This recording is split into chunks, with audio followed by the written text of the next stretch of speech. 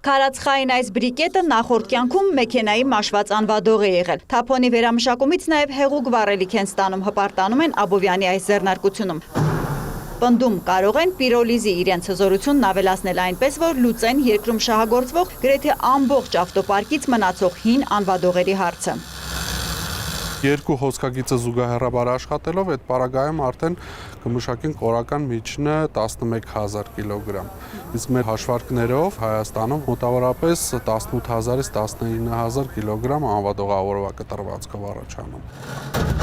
Այս փուլում կտրտում հատուկ վառարանը բեռնում են բելազի վիթխարի ակերով։ Դրանց մեծ տեխնիկայի օդի ֆիլտրերի ու նմանատիպ մի շարք թափոնների ուտիլիզացիան ընկերությանը պատվիրում են բնապահպանական միջազգային պարտավորություն ունեցող Հայաստանի հատուկ ընկերություններ։ Վերամշակումից ստացած նավթանման վառելիքն ի դեպ ըստ լաբորատոր չափումների ջերմատվությամբ 1 լիտրը համարժեք է 1,8 խորանարդ մետր գազի։ Այն եւ վաճառում են եւ դրանով հատիսի ստորոտի իրենց ջերմոցները տաքացնում։ Ցույց է տալիս ընկերության փոխտնօրեն։ Ստացած հեղուկ վառելիքը արվում է տվյալ վառարաններում, տվյալ ջերմոցում 4 հատ են կարմիրի մեջ։ Վարունգն ի դեպ 4 օրից կքաղեն։ Այս օրինակն ապացույց է, որ մեր երկրում էլ կարելի է աղբը տեխնոլոգիապես ու տնտեսապես խելամտորեն վերամշակել։ Այժմ հարց, ինչու նաև մարդատար մեքենաների անվադողերը չեն նման եղանակով ոչնչացվում։ Պատճառը պրոցեսի համար պահանջվող փողն է։ Անվադողի պետք է արժեքը գոնե մոտավորապես 350 դրամ ներառյալ լինի, որ դա արդեն որպես թեկուզ բիզնես ինքը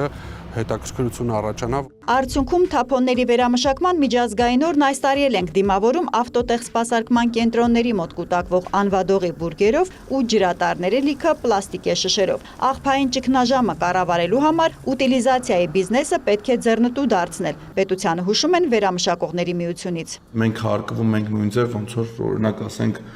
կարակ կամ շաքարավազ ներմուծող ընկերությունը ոչ մի ձև չի տարբերվում մեր գործունեության հարկման տեսակը, էլի որպես այդպիսի։ Օրվա թեմատիկ վիճակագրությունը Հայաստանում թափոնների կառավարման քաղաքականությամբ զբաղվող ամերիկյան համալսարանի Հակոբյան բնապահպանական կենտրոնից։ Մեր երկրում տարեկան գոյանում է մոտ 700,000 տոննա կոշտ կենցաղային թափոն։ Գյուղ քաղաք ունենք բնակչության դեն նետած աղբի 62%-ը սննդային մնացորդ է, որից կարելի է կենսագազ ստանալ օգտագործել խոհանոցում կամ տանջեռուցման համար։ Մետաղ, պլաստիկ, ապակի հավաքող խմբերը աղբանոցներից կորզում են մոտավոր գնահատականով թափոնների 5-ից 10%-ը։ Աշխատանքն օրինական եւ ի սկզբանե տեսակավորման միջոցով անելու դեպքում 10,000 տոննա աղբի վերամշակման հաշվով կարող է 10-ից 15 աշխատատեղ բացվել։ Հայաստանում պետք է ստեղծել մի շղթա, որ ուտիլիզացիայի ենթակա աղբը բնակչությունից ու տնտեսվարողներից հավաքի եւ վերամշակողներին մատակարարի, մինչեւ դրանց ընդհանուր աղբարկղ գցելը կամ որտեղ պատահի շպրտելը։ Խնդրի լուծում է առաջարկում թափոնների կառավարման փորձագետը։ Այդ ամեն ինչը գումար արժի, այսինքն ինչ որ մեկի վրա այդ ֆինանսական բեռը պետք է ընկնի վերջով։ Այս հարցում աշխարհն առաջնորդվում է աղտոտողը վճարում է մոդելով, սկզբունքը հետևյալն է։ Անվադող ներմուծող լինի թե պլաստիկ շշով հանքային ջրի կամ հյութի տեղական արտադրող, ապրանքի վաճառքից ստացած շահույթի հաշվին պետք է հոգա նաև դրանից մնացող թափոնի վերամշակման ծախսը։ Գաղափարը կոչվում է արտադրողի ընդլայնված պատասխանատվություն։ Դրա ներդրումը Հայաստանը ստանձնել է Եվրամիության հետ կնքած ՍԵՊԱ պայմանագրով ու շվեդական ֆինանսավորմամբ եւ ամերիկյան համալսարանի բնապահպան իրավաբանների թիմի հետ սկսել փաթեթի մշակումը։ Էլեկտրոնային թափոններ, անվադողեր եւ յուղեր եւ մարտկոցներ։ Այդ 4 տեսակի թափոն կամ ապրանքներն են, որ շրջակա միջավայրի նախարարության կողմից դիտարկվում են հիմա։ Արտադրողի ընդլայնված պատասխանատվության փաթեթը որ փուլ է հասել հարցին, նախարարության ռազմավարական քաղաքականության ղեկավարն ասում է, նախագծի լրամշակված տարբերակի վրա արդեն վերջնական շտկումներն են արվում։ Առաջիկա կարծում եմ 1 ամսվա ընթացքում